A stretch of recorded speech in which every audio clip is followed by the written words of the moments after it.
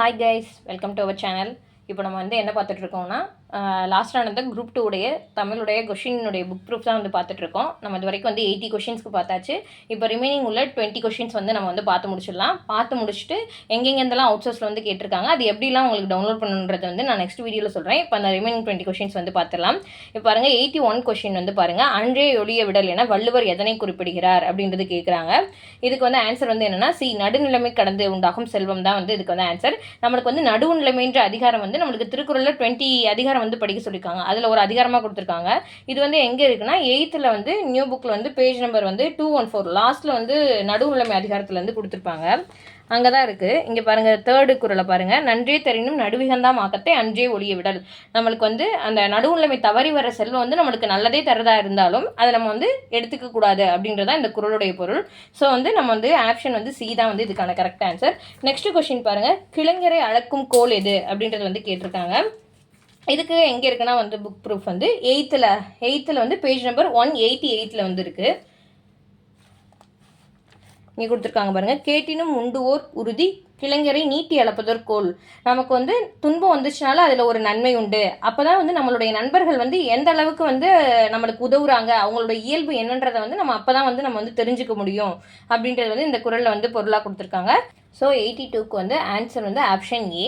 Next question பாருங்கள், 83 கூற்றில் என்ன கொடுத்துருக்காங்கன்னா, திருப்புகழில் அருணகிரிநாதர் தப்பாட்டை இசை குறித்து பதிவு செய்துள்ளார் அப்படின்றது கொடுத்துருக்காங்க. காரணத்தில் புலியை போன்று கருப்பு மஞ்சளுமான வண்ணக்கோடுகளிட்டு வீரத்தை காட்டி தப்பிசைக்கேற்ப தப்பாட்டத்தை ஆடுவர் அப்படின்றது கொடுத்துருக்காங்க.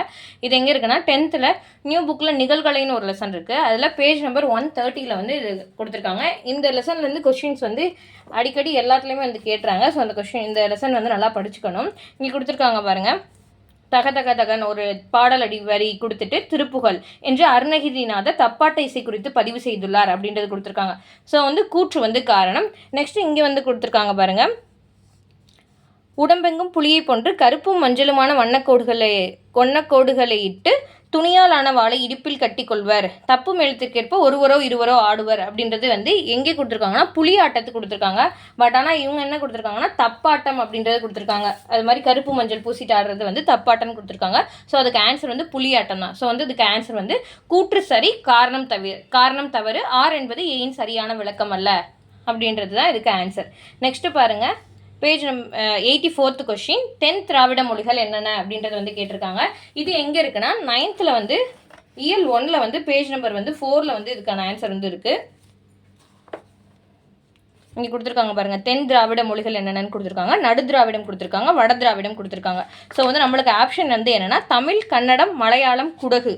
அதான் நம்மளுக்கு 10 திராவிட மொழிகள். இங்கே கொடுத்துருக்காங்க பாருங்கள், தமிழ், மலையாளம், கன்னடம், குடகு.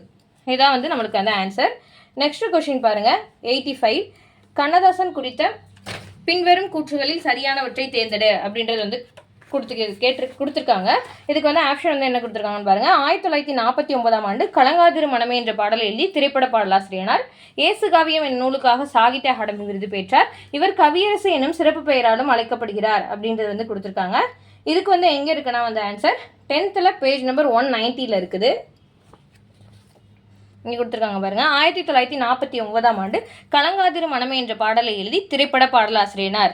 ஸோ அது கரெக்டு. நெக்ஸ்ட் சேரமான் காதலின்ற புதினத்துக்காக தான் அவர் சாகித்ய அகாடமி விருது வாங்கியிருப்பாங்க. அங்கே இயேசுகாவியன்னு கொடுத்துருக்காங்க. ஸோ அந்த ஆப்ஷன் தப்பு. அடுத்து இவருடைய சிறப்பு பெயர் கவியரசன் கண்ணதாசன். ஸோ அதுவும் நம்மளுக்கு கரெக்டான ஆன்சர் தான். ஸோ இப்போ 1, 3 கரெக்டு, 2 தப்பு. ஸோ இதான் அதுக்கான ஆன்சர். நெக்ஸ்ட் பாருங்கள், வேல்நாச்சியார் கற்றறிந்த மொழிகளை கண்டறிக அப்படின்றது கேட்டிருக்காங்க. இதுக்கு எங்கே இருக்குன்னா ஆன்சர் 6th நியூ புக்கில் 3rd டேர்மில் இயல் 1 பேஜ் நம்பர் 9 இருக்குது.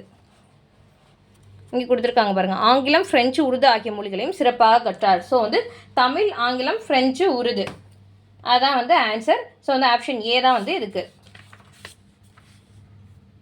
நெக்ஸ்ட் கொஸ்டின் பாருங்கள், ஈவில் டோயர் எனும் ஆங்கில சொல்லிற்கு தமிழ் சொல் கண்டறிக அப்படின்றது கேட்டிருக்காங்க. இது ஆக்சுவலாக ஈவில் டோயர், ஈவில்னா என்னது, ஒரு இது கெடுதல் பண்ணுறதை குறிக்கிறதா ஈவில்ன்றது. ஸோ நம்ம அதை வச்சு காமனாக இதுக்கு கெடுப்பவர் அப்படின்றது நம்ம ஆன்சர் போட்டுடலாம். நெக்ஸ்ட் கொஸ்டின் பாருங்கள் 88. ஆங்கில சொல்லுக்கு இணையான சொல்லை அறிந்து எழுதுக. ஓம்னிசியன்ட் அப்படின்றது வந்து என்ன ஆன்சர்னு கேட்டிருக்காங்க. இது வந்து எங்கே இருக்குன்னா தமிழ் விர்ச்சுவல் அகாடமியில் கலைச்சொல் பேரகராதின்னு நீங்கள் சர்ச் பண்ணிங்கன்னா அதில் ஆட்சியலில் வந்து ஆட்சியல்னு ஒரு இது புக்கு வந்து கொடுத்துருப்பாங்க. அதில் வந்து இது கொடுத்துருக்காங்க. இங்கே கொடுத்துருக்காங்க பாருங்கள். ஆம்னிசியன்ட்ன்றது வந்து எல்லாம் அறிந்த நிலை, எல்லாம் அறிந்தவன் அப்படின்னு கொடுத்துருக்காங்க. ஸோ வந்து ஆப்ஷன் வந்து டி தான் இதுக்கு ஆன்சர்.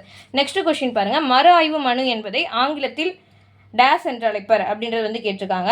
இதுக்கு வந்து ஆன்சர் வந்து ரிவ்யூ பெட்டிஷன். இதுவும் அதே கலைச்சொல் பேராதில் ஆட்சி சொல் சம்மந்தமானதில் பேஜ் நம்பர் 280 வந்து கொடுத்துருக்காங்க. இங்கே கொடுத்துருக்காங்க பாருங்கள். ரிவ்யூ பெட்டிஷன் அப்படின்றது மறு ஆய்வு மனு அப்படின்றது இருக்கா. ஸோ இதுக்கு ஆன்சர் வந்து அதுதான். நெக்ஸ்ட் கொஸ்டின் பாருங்கள். 90. ஊமை தொடர்களுக்கு ஏற்ற சரியான பொருளை பொறுத்துக அப்படின்றது கேட்டிருக்காங்க. இது காமனாக நம்ம போட்டுடலாம். நிறைய ஊமை தொடர்களும் இருக்குது, அதை படித்தாலும் நம்ம வந்து போட்டுடலாம். ஆண்டிகள் மடம் கட்டியது போல. ஆண்டிகள்ன்றது அவங்கக்கிட்டே ஒன்றும் இருக்காது, அவங்க எப்படி மடம் கட்டியிருப்பாங்க. ஸோ வந்து இதுக்கு வந்து ஆன்சர் வந்து உருவாகா திட்டம். ஆற்றில் கரைத்த புள்ளின்றது வந்து ஆற்றில் வந்து ஒரு புளியை கரைச்சோன்னா அது ரொம்ப தூரத்துக்கு போச்சுன்னா அது வந்து பயனற்ற செயல். கொஞ்சோண்டு தண்ணியில் கரைச்சோன்னா அது யூஸ் ஆகும். நிறைய அதில் இது வேணால் அது பயனற்ற தானே. ஸோ வந்து ஆன்சர் வந்து பயனற்ற செயல். கரடி பிறை கண்டது போலன்றது மிக அரிது. உள்ளீடற்ற புதர் போலனா ஒரு புதர்ன்றப்ப ஒரு உள்ளீடு ஒன்று இருக்கணும், இல்லைன்றப்ப அது வந்து போலியாக தான் இருக்கும். இது வந்து எங்கே இருக்குன்னா டிஎன்பிசி ஸ்டடி மெட்டீரியல் ஊமை தொகைன்னு போட்டிங்கன்னாவே டிஎன்பிசி ஸ்டடி மெட்டீரியல்னு வரும். அதில் வந்து இங்கே வந்து கொடுத்துருக்காங்க பாருங்கள். கடலில் கரைத்த காயம் போல அப்படின்றது வந்து பயனற்றது அப்படின்றது கொடுத்துருக்காங்க. அதை வச்சு நம்ம வந்து போட்டுடலாம். நெக்ஸ்ட் கொஸ்டின் பாருங்கள். நீர்மேல் எழுத்து போல என்ற ஊமைத்தொடரின் சரியான பொருளை தேர்க அப்படின்றது கேட்டிருக்காங்க.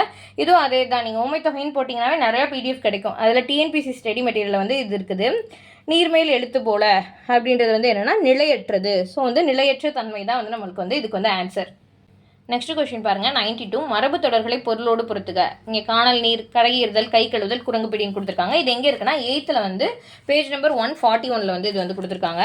இங்கே கொடுத்துருக்காங்க பாருங்கள். காணல் நீர் அப்படின்றது வந்து என்னென்னா வந்து இதுக்கு வந்து ஆன்சர் வந்து என்னென்னா இயலாத செயல் அப்படின்றது தான் வரும். இயலாதன்னா அது ஒன்று இருக்காதது அப்படின்றது தான் மீனிங்.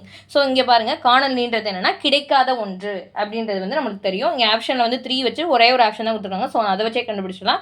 ப்ளஸ் வந்து இது மரபுத்தொடர் வந்து எல்லாமே நம்ம கெஸ் பண்ணுற மாதிரி தான். கரையேறுதல் அப்படின்றது என்னென்னா துன்பத்திலிருந்து மீளுதல். கை கழுவுதல் அப்படின்றது ஒன்று விட்டு விடுதல். குரங்கு பிடின்றது உறுதியாக பற்றுதல். ஸோ வந்து நம்ம கெஸ் பண்ணி போடுற மாதிரி தான் நம்மளுக்கு மரபுத்தொடர் வந்து ஒரு சிலது வந்து கேட்பாங்க. ஸோ அதை வச்சு நம்ம வந்து இந்த கொஷின் வந்து போட்டுடலாம்.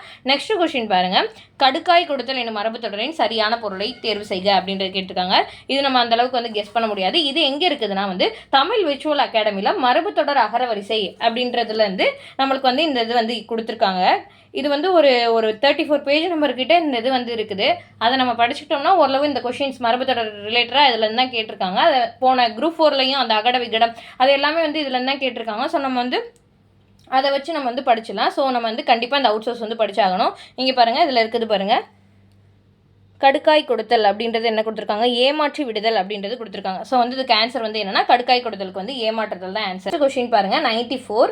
பின்வரும் பழமொழி உணத்தினும் சரியானவற்றை குறிப்பிடுக அப்படின்றது கேட்டிருக்காங்க. எருக்கெட்டாருக்கும் 8 கடுக்காய், இளம்பிள்ளை தாய்க்கும் 8 கடுக்காய் அப்படின்றது வந்து நம்மளுக்கு வந்து கொடுத்துருக்காங்க. ஸோ வந்து அதை வச்சு நம்ம வந்து ஓரளவு நம்ம இதை வச்சு நம்ம வந்து ஆன்சர் வந்து கெஸ் பண்ண முடியும். இங்கே கொடுத்துருக்காங்க பாருங்கள். எருக்கெட்டார்ன்றது நம்மளுக்கு வந்து அதுலேருந்தே நம்மளுக்கு தெரியாது வந்து ஒரு மலச்சிக்கல் கொண்டவர்களை குறிக்கிறது. கடுக்காய் வந்து மலச்சிக்கலுக்கு வந்து ஏன்னா எருக்கெட்டாருக்கும் 8 கடுக்காய்னு கொடுத்துருக்காங்க. ஸோ கடுக்காய் மலச்சிக்கலுக்கு சிறந்த மருந்து. இளம்பிள்ளை தாய்க்கும் 8 கடுக்காய், பிள்ளைப்பட்ட தாய்க்கும் பயன்படும் அப்படின்றது வரும். ஆனால் இது வந்து இப்பழமொழி வேளாண்மை சார்ந்தது அப்படின்றது கொடுத்துருக்காங்க. ஸோ நம்ம வந்து ஓரளவு இந்த பழமொழி வச்சு நம்ம கெஸ் பண்ணுற மாதிரி இருக்குது. ஸோ வந்து இதுக்கு வந்து ஆன்சர் வந்து என்ன, ஆப்ஷன் ஏ BCD சரி. அதான் வந்து இதுக்கான ஆன்சர். நெக்ஸ்ட் கொஸ்டின் பாருங்கள். 95th கொஸ்டின் வந்து பாருங்கள். இது வந்து ஒரு இது பேரா கொடுத்துட்டு அதுலேருந்து நம்மளுக்கு வந்து அதாவது கொஷின் ஓரியன்ட் டைப்பான கொஷின். நீங்கள் இதை வாட்சி பார்த்தீங்கன்னாவே உங்களுக்கு தெரியும். இதில் வந்து அவங்க வந்து அந்த கடித குறிப்புகளுடைய பதிவேடை பற்றி தான் கொடுத்துருப்பாங்க. ஸோ இதுக்கு ஆன்சர் வந்து சி தான் ஆப்ஷன். இது வந்து நீங்கள் இந்த பேராவை படித்து பார்த்துட்டு நம்ம கொஷின் வந்து ஆன்சர் பண்ணுற மாதிரி இருக்கும். நெக்ஸ்ட் கொஷின் பாருங்கள். 96th கொஷின் வந்து என்ன கொடுத்துருக்காங்கன்னா உயிரியலில் அப்ளோமினியா எனும் ஆங்கில சொல்லிற்கு இணையான கலைச்சொல் தருக அப்படின்றது வந்து கேட்டிருக்காங்க. இதுக்கு ஆன்சர் என்னன்னா மனநோய். இது எங்கே இருக்குன்னா கலைச்சொல் பேரகராதியில் உயிரியல் சார்ந்த பேரகராதியில் தான் நம்மளுக்கு வந்து இருக்குது. இங்கே கொடுத்துருக்காங்க பாருங்கள். அப்ளோமினியான்றது வந்து என்னென்னா மனநோய் அப்படின்றது வந்து கொடுத்துருக்காங்க பாருங்கள். ஸோ வந்து டேரெக்டாகவே ஆன்சர் கொடுத்துருக்காங்க. ஸோ இதை வச்சு நம்ம வந்து போட்டுடலாம். நெக்ஸ்ட் கொஸ்டின் பாருங்கள். தொழில்நுட்ப சொற்களை பொறுத்துக அப்படின்றது வந்து கேட்டிருக்காங்க. நாட்டிக்கல் மைல், நாட்டிக் ஹரிசான், நார்போனைஸ், நாலட். இது வந்து எங்கே இருக்குன்னா கலைச்சொல் பேரகராதியில் வந்து புவியியல் அது சம்மந்தமான புக்கில் தான் வந்து நம்மளுக்கு வந்து கேட்டிருக்காங்க. இங்கே நாட்டிக்கல் மைல்ன்றது 1852 மீட்டர் இங்கே கொடுத்துருக்காங்க பாருங்கள். நாட்டிக்கல் மைல்ன்றது வந்து நாவாய் மைல்னு கொடுத்து அதிலே 1852 மீட்டர்னு கொடுத்துருக்காங்க பாருங்கள். அதை வச்சு போட்டுடலாம்.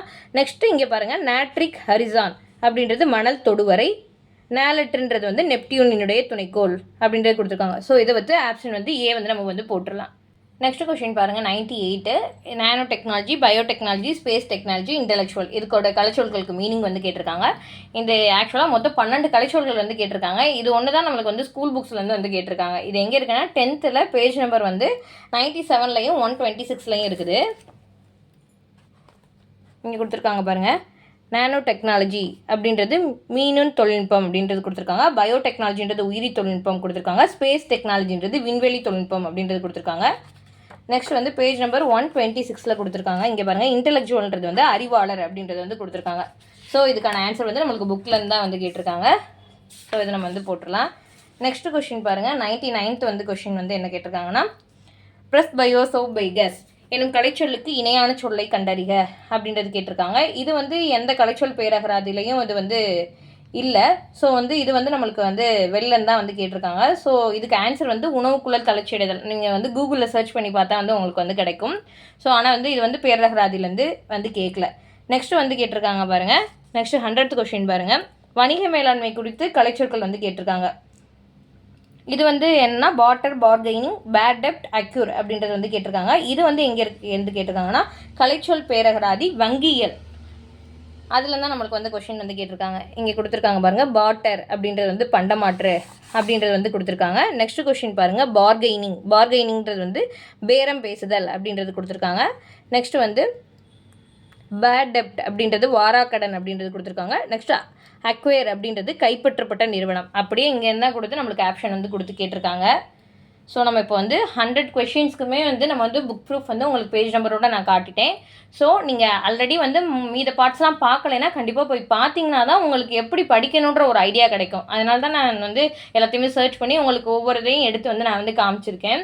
இப்போ நெக்ஸ்ட்டு வந்து வீடியோவில் வந்து மொத்தம் இந்த 100 கொஷின்லேருந்து புக்ஸ்லேருந்து எவ்வளோ வந்து கேட்டாங்க, அவுட் சோர்ஸ்லேருந்து எவ்வளோக்கு வந்து கேட்டாங்க, அந்த அவுட் சோர்ஸ் புக்கெல்லாம் என்னென்ன நேம்ன்றது, ப்ளஸ் வந்து அதை எப்படி நீங்கள் டவுன்லோட் பண்ணி படிக்கலான்றதை நான் நெக்ஸ்ட் வீடியோவில் வந்து சொல்கிறேன்.